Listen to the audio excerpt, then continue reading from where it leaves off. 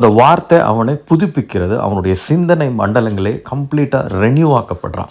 அப்போ பழைய புலம்பல் மனிதனை நம்பி இருக்கிற அந்த நிலைமை மாறி புதிய சிருஷ்டியின் அபிஷேகமாக நான் கர்த்தரோடு இருக்கிறேன், கர்த்தருடைய கரம் என் மீது அமர்ந்திருக்கிறது, அதனால் நிச்சயமாக இந்த வார்த்தையை கொண்டு நான் ஜெயம் எடுப்பேன், இனி நான் அழுந்து புலம்ப தேவையில்லை, எனக்கு யாரும் ஆறுதல் சொல்ல தேவையில்லை, ஏனென்றால் எனக்கான ஆறுதல் இயேசு கிறிஸ்துவாக இருக்கிறார். அப்படி நம்ம நினைக்கும் பொழுது அந்த எல்லாவித பிரச்சனைகள் மீதும் நம்ம ஜெயம் எடுக்க ஆரம்பிச்சிடுவோம். ஜெயம் எடுத்ததுக்கு அப்புறம் நம்ம அநேகருக்கு போய் உதவுவர்களாக மாறுவோம். எந்த விதமான எக்ஸ்பெக்டேஷனும் இல்லாமல் நம்ம நன்மை செய்கிறவர்களாய் கர்த்தர் நம்மை மாற்றுகிறார். சூழ்நிலைகள் மாறும், ஆனால் கிறிஸ்து நம் மீது வைத்த அன்பு மாறாது.